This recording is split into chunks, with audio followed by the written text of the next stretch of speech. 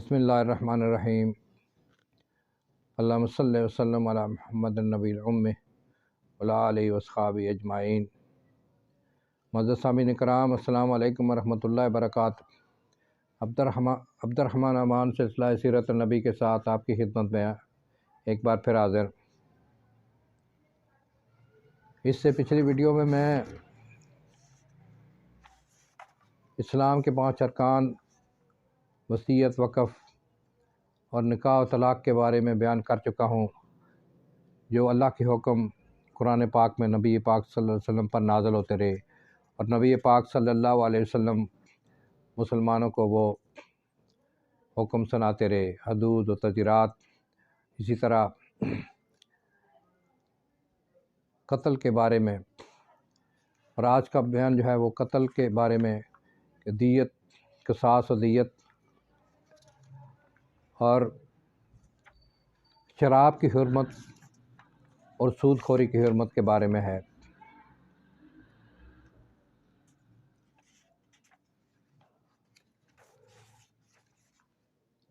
اب تک قتل عمد یعنی جان بوجھ کے قتل کرنا اور قتل شبہ یعنی غلطی سے قتل میں کوئی تفریق نہ تھی۔ سن 6 ہجری میں ایک مسلمان غلطی سے ایک مسلمان کے ہاتھ سے مارا گیا، اور ایک مسلمان انصاری کے ہاتھ سے ایک قریشی قتل ہوا، اور حضرت صلی اللہ علیہ وسلم نے مقتول کے بھائی کو خون بہا دے کر راضی کر لیا۔ اس کے بعد وہ منافقانہ اسلام لایا اور غداری سے انصاری کو قتل کر کے قریش میں جا کر مل گیا۔ ان واقعات کی بنا پر قتل شبہ کے متعلق متعدد احکام نازل ہوئے۔ چنانچہ سن سورۃ النساء آیت نمبر 92 اور 93 میں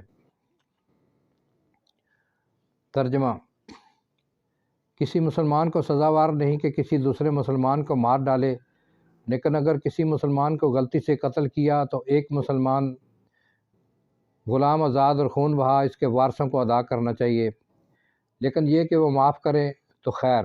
اگر مقتول خود مسلمان ہو کسی دشمن قوم سے تو صرف ایک غلام آزاد کرو، اور اگر ایسی قوم سے ہو جس سے تم نے معاہدہ کیا ہوا ہو تو خون بہا دینا اور ایک غلام آزاد کرنا ہے۔ اگر قاتل کو یہ مقدور نہ ہو تو پے در پے 2 مہینے کے روزے رکھنے چاہیے کہ خدا اس کی طرف رجوع ہو۔ خدا علم و حکمت والا ہے۔ اور جو کسی مومن کو جان بوجھ کر قتل کرے تو اس کی جزا دوزخ ہے، ہمیشہ اس میں رہے گا۔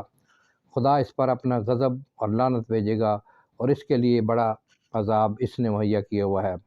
حضرت ابن عباس رضی اللہ تعالیٰ عنہ کی روایت ہے کہ قصاص اور قتل کے متعلق یہ سب سے آخری حکم ہے۔ حفاظت جان کا اعلان فتح مکہ کے موقع پر ہوا، جب آپ صلی اللہ علیہ وسلم نے ارشاد فرمایا کہ زمانہ جاہلیت کے تمام خون میرے پاؤں کے نیچے ہے۔ اس کے بعد قتل خطا مشابہ بقتل عمد کے خون بہا کی تحدید فرمائی۔ قتل خطا کا خون بہا اہل قریہ کے لیے 400 دینار مقرر ہوا۔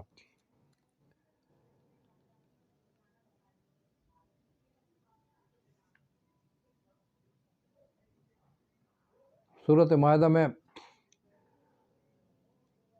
حضرت صلی اللہ علیہ وسلم شہر کے بعد چراگاہ میں ان کو کچھ رازداروں کے لیے کوئی حد مقرر نہ تھی۔ سن 6 ہجری میں عقل اور ارینہ کے قبیلہ کے کچھ لوگ مدینہ آ کر مسلمان ہوئے۔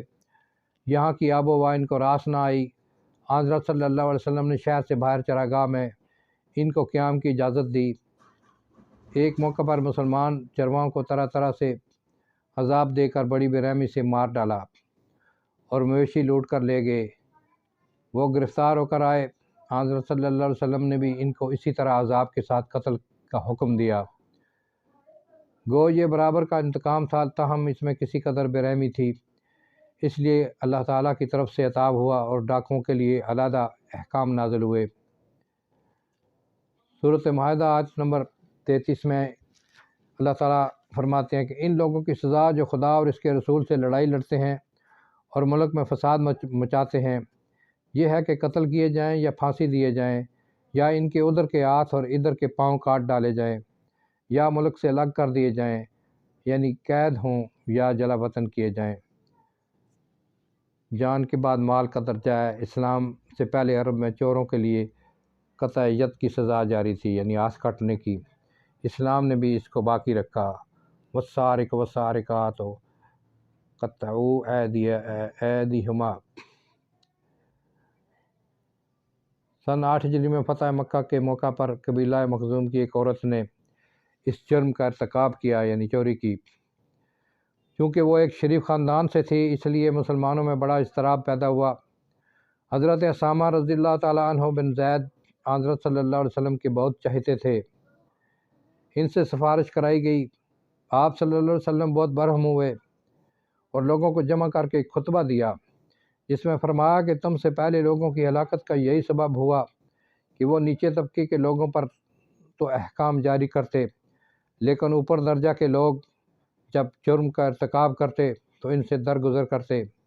خدا کی قسم، اگر محمد کی بیٹی فاطمہ بھی چوری کرتی تو میں اس کا ہاتھ بھی کاٹ لیتا۔ اس تقریر کا یہ اثر ہوا کہ لوگوں نے بے چون چرا حکم کی تعمیل کی۔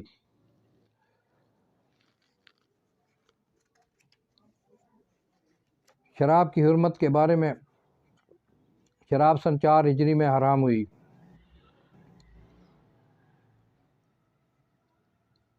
حضرت صلی اللہ علیہ وسلم کے زمانہ میں شراب خوری کی کوئی سزا مقرر نہ تھی۔ 40 درے تک لوگوں کو اس جرم میں مارے گئے ہیں۔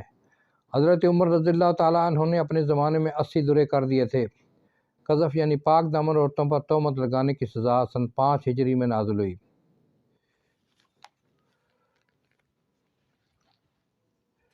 شراب کی حرمت۔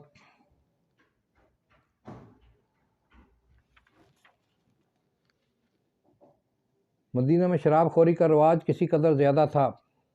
بڑے بڑے شرفاء اعلانیہ شراب پیتے تھے۔ عرب میں ایسے بھی نیک لوگ تھے جنہوں نے شراب پینی چھوڑ دی تھی اور اس کو خلاف ارتقاء سمجھتے تھے۔ ابھی تک اسلام نے اس کے متعلق کوئی اپنا فیصلہ نہ سنایا تھا۔ لوگوں نے پوچھنا شروع کیا کہ شراب کے متعلق کیا حکم ہے۔ حضرت عمر رضی اللہ تعالیٰ عنہ نے کہا، ترجمہ: اے خدا، شراب کے بارے میں ہمارے لیے شافی بیان کر دے۔ اس پر یہ آیت اتری، یسألونک عن الخمر والمیسر قل فیہما اثم کبیر ومنافع للناس واسمہما اکبر من نفعہا۔ سورۃ بقرہ آیت نمبر 219۔ لوگ تم سے شراب اور جوئے کی بابت پوچھتے ہیں، کہہ دو کہ ان دونوں میں بڑا گناہ ہے اور فائدے بھی ہیں، لیکن فائدے سے گناہ بڑھ کر ہیں۔ اس آیت کے نازل ہونے کے بعد بھی لوگ شراب پیتے رہے۔ ایک دفعہ ایک انصاری نے حضرت علی رضی اللہ تعالیٰ عنہ اور حضرت عبد الرحمن بن عوف رضی اللہ تعالیٰ عنہ کی دعوت کی، جس میں شراب بھی تھی۔ کھانے کے بعد مغرب کا وقت آ گیا اور حضرت علی رضی اللہ تعالیٰ عنہ نے نماز پڑھائی، لیکن نشہ کے خمار میں کچھ کا کچھ پڑ گئے۔ حضرت عمر رضی اللہ تعالیٰ عنہ نے پھر دعا کی کہ یا اللہ، شراب کے بارے میں صاف صاف بیان کر دے۔ اس پر یہ آیت اتری، لا تقربوا الصلاة وانتم سکراء حتی تعلموا ما تقولون۔ سورۃ نساء آیت نمبر 43۔ یعنی نشہ کی حالت میں تم نماز نہ پڑھو یہاں تک کہ جو تم کہو اس کو بھی سمجھ سکو۔ اس آیت کے نازل ہونے کے بعد جب نماز کا وقت آتا تھا تو حضرت صلی اللہ علیہ وسلم کے حکم سے ایک منادی اعلان کرتا تھا کہ کوئی مخمور نماز میں شامل نہ ہونے پائے، یعنی جس نے شراب پی ہوئی وہ نماز میں شامل نہ ہونے پائے۔ لیکن چونکہ عام حکم نہ تھا، اس لیے نماز کے سوا باقی اوقات میں لوگ بے تکلف پیتے پلاتے تھے۔ حضرت عمر رضی اللہ تعالیٰ عنہ نے پھر وہی دعا کی۔ اسی زمانہ میں کچھ لوگ شراب پی کر اس قدر بدمست ہوئے کہ آپس میں مار پیٹ تک نوبت پہنچ گئی۔ اس پر یہ آیت اتری، یا ایھا الذین آمنوا انما الخمر والمیسر والانصاب والازلام رجس من عمل الشیطان۔ یہ سورۃ مائدہ آیت نمبر 90 اور 91۔ ترجمہ: مسلمانوں، بے شبہ شراب اور جوا اور بت اور قمار کے تیر ناپاک ہیں اور شیطان کے کام ہیں، تو تم ان سے باز آؤ کہ تم کو فلاح حاصل ہو۔ شیطان تو صرف یہ چاہتا ہے کہ تم لوگوں میں شراب اور جوے کے ذریعہ سے دشمنی اور بغض ڈال دے اور تم کو خدا کی یاد سے اور نماز سے روک دے تو بولو تم باز آتے ہو۔ ان آیتوں کے نزول کے بعد شراب قطعاً حرام ہو گئی۔ اسی وقت حضرت صلی اللہ علیہ وسلم نے مدینہ کی گلی کوچوں میں منادی کرا دی کہ آج سے شراب حرام ہے، لیکن باہی ہمہ شراب کی تجارت اور خرید و فروخت جاری تھی۔ سن 8 ہجری میں یہ بھی حرام ہو گئی۔ آپ صلی اللہ علیہ وسلم نے مسجد نبوی میں لوگوں کو جمع کر کے اسی وقت اعلان کیا۔ اس کے بعد اسی سال فتح مکہ کے زمانہ میں آپ صلی اللہ علیہ وسلم نے علی الاعلان ان چیزوں کی تجارت کی ممانعت فرمائی جس کا کھانا یا رکھنا ناجائز ہے۔ آپ صلی اللہ علیہ وسلم نے فرمایا، ترجمہ: خدا اور اس کے رسول نے شراب، مردار، سور اور بتوں کی خرید و فروخت حرام کر دی۔ غور کرو شراب کی حرمت کس طرح اعلان عام کے ساتھ عمل میں آئی۔ بھائی ہم ابھی تک یہ نہیں متعین ہوا کہ یہ کس سال کا واقعہ ہے۔ اس کے بعد سود کے بارے میں ہے۔ سود خوری کی حرمت۔ سود خوری ان اخلاق ذمیمہ میں ہے جو اہل عرب کے رگ و پیشہ میں سرایت کر گئے تھے، اس لیے نہایت تدریج کے ساتھ اس کی حرمت کے احکام بھی اترے۔ قریش عموماً تجارت پیشہ تھے، ان میں جو امیر اور دولت مند سوداگر تھے وہ غریبوں اور کاشتکاروں کو بھی شرح سود پر روپیہ قرض دیتے، اور جب تک قرض وصول نہ ہو جاتا اصل سرمایہ کو ہر سال بڑھاتے جاتے۔ خود حضرت صلی اللہ علیہ وسلم کے چچا حضرت عباس اسلام سے پہلے بہت بڑے سودی کاروبار کے مالک تھے۔ حضرت صلی اللہ علیہ وسلم جب مدینہ تشریف لائے تو یہودی تاجروں کے سبب سے یہاں مختلف قسم کے سود کا رواج دیکھا۔ سب سے پہلے آپ نے چاندی اور سونے کے ادھار خرید و فروخت کو سود قرار دیا، پھر دگنے اور چگنے سود لینے کی ممانعت آئی اور یہ آیت اتری۔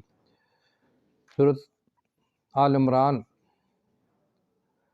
یا ایھا الذین آمنوا لا تأکلوا الربا اضعافا مضاعفۃ واتقوا اللہ لعلکم تفلحون۔ ترجمہ: مسلمانوں، دگنا سود نہ کھایا کرو اور خدا سے ڈرا کرو تاکہ فلاح پاؤ۔ اس کے بعد آپ صلی اللہ علیہ وسلم نے ہم جنس اشیاء کا باہم گٹ بڑھ کے مبادلہ منع فرمایا۔ سن 7 ہجری میں غزوہ خیبر کے موقع پر مسلمانوں نے یہودی سوداگروں سے لین دین شروع کیا۔ اس وقت آپ صلی اللہ علیہ وسلم نے اعلان فرمایا کہ سونے کو اشرفی کے بھاؤ گھٹا بڑھا کر بیچنا بھی سود ہے۔ سود کی حرمت کے متعلق تفصیلی احکام سن 8 ہجری میں نازل ہوئے۔ آل عمران کے بعد سورہ بقرہ میں سب سے پہلے یہ آیت اتری۔ سورۃ بقرہ آیت نمبر 275۔ جو لوگ سود کھاتے ہیں وہ اس طرح کھڑے ہوں گے جس طرح شیطان کسی کو چھو کر مخبوط بنا دیتا ہے، اس لیے وہ کہتے ہیں کہ بیع اور سود کا معاملہ ایک ہی ہے۔ خدا نے بیع کو تو حلال کیا اور سود کو حرام کر دیا، پس جس کے پاس خدا کی طرف سے نصیحت کی بات پہنچی اور وہ باز آ گیا تو اس کو وہی لینا چاہیے جو پہلے دیا۔ سامعین اکرام، سود کے بارے میں یہ سورۃ بقرہ میں ایک آیت اور اتری۔ ترجمہ: مسلمانوں، خدا سے ڈرو اور سود جو باقی رہ گیا ہے اس کو چھوڑ دو اگر تم سچے مومن ہو۔ اگر یہ نہ کرو تو خدا اور رسول سے لڑنے کے لیے تیار ہو جاؤ۔ اگر باز آ جاؤ تو تم کو اپنے اس مال کا حق ہے جو نہ تم کسی پر ظلم کرو اور نہ کوئی تم پر ظلم کرے۔ یہ آیت جب اتری تو آپ صلی اللہ علیہ وسلم نے مسجد میں تمام مسلمانوں کو جمع کر کے یہ حکم دیا۔ سن 9 ہجری میں اہل نجران نے جو معاہدات صلح ہوئے ان میں ایک دفعہ یہ بھی تھی کہ سود نہ لیں گے۔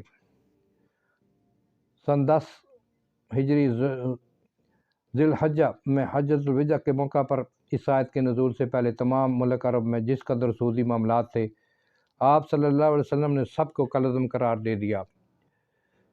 حضرت ابن عباس رضی اللہ تعالیٰ عنہ فرماتے ہیں کہ سود کی حرمت کا حکم اسلام کے سلسلہ احکام کی سب سے آخری کڑی ہے۔ سامعین کرام، آج کی ویڈیو میں یہیں پر ختم کرتا ہوں۔